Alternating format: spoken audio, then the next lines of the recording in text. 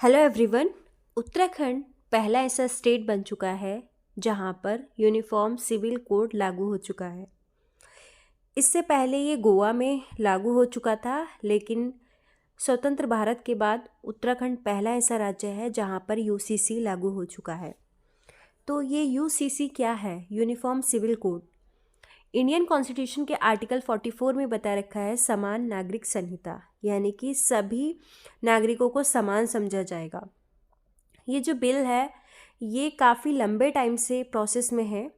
2 साल पहले से ये बिल को बनाया जा रहा है। सुप्रीम कोर्ट की रिटायर्ड जज थी रंजना प्रकाश देसाई। इनकी हेडशिप में एक पैनल तैयार किया गया था 2022 में। तब से लगातार इस बिल पर काम चल रहा है। 750 पेज का ये एक तरह से रिपोर्ट बनाई गई थी जिसमें हर चीज़ के बारे में बताया गया है। ऐसा नहीं है कि सिर्फ पैनल ने ही इसको बनाया है, इसमें लोगों से फीडबैक लिया गया था। इंडिया के जितने लोग हैं सभी से फीडबैक लिया गया था। 2,33,000 लोगों ने इसमें सजेशन दिया था कि इसमें क्या क्या होना चाहिए। तो ये जो यूसीसी है ये ट्राइबल कम्युनिटीज़ पर एप्लीकेबल नहीं होता, मतलब कि ये एसटी पर एप्लीकेबल नहीं होता है, क्योंकि उनके अपने अलग से लॉज होते हैं। इसलिए बताया गया है कि ये वहाँ पर एप्लीकेबल नहीं होता। दूसरा, ये इस बिल में बताया गया है लिव इन रिलेशनशिप में रहने वालों के लिए कि जो भी लिव इन रिलेशनशिप में रह रहे हैं उनके लिए ये ज़रूरी हो गया है कि वो रजिस्ट्रेशन कराएंगे। अगर वो रजिस्ट्रेशन नहीं कराते हैं तो उनको फ़ाइन भी देना पड़ेगा और उनको सज़ा भी मिलेगी। इसका जो मेन पर्पस है रजिस्ट्रेशन का वो सिर्फ इसलिए है ताकि बच्चों को एक नाम मिल सके। तो जब कोई भी पर्सन जो है लिव इन रिलेशनशिप के लिए रजिस्ट्रेशन कराता है तो रजिस्ट्रार के पास पेपर जब भेजेगा तो रजिस्ट्रार उसकी इंक्वायरी कराएगा, देखिएगा कि ये पर्सन माइनर तो नहीं है या फिर पहले से शादीशुदा तो नहीं है। और इसमें एक लिमिट बताई गई है कि आप लिव इन रिलेशनशिप में रह रहे हैं तो आप कब रजिस्ट्रेशन करवा सकते हैं। तो जिस दिन से आप रिलेशनशिप में रह रहे हैं उसके 1 महीने के अंदर अंदर आपको रजिस्ट्रेशन कराना ज़रूरी है। अगर आप ऐसा नहीं करते हैं तो 3 महीने की जेल भी हो सकती है और 10,000 का फ़ाइन भी आपको देना पड़ेगा, या फिर दोनों चीज़ें आपको करनी पड़ेंगी।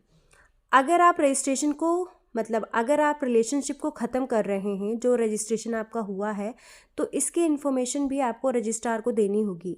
आपको बताना पड़ेगा कि अब हम इस रिलेशनशिप को कंटिन्यू नहीं करना चाहते, हम इसको ख़त्म कर रहे हैं।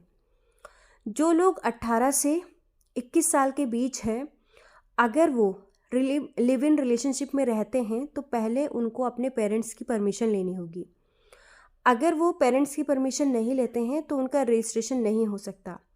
अगर लड़का लड़की को छोड़ता है रिलेशनशिप में रहकर तो लड़की डिमांड कर सकती है मेंटेनेंस की। इस बिल में मैरिज के बारे में भी बता रखा है कि जो मैरिज है उसमें क्या क्या कंडीशंस होंगी।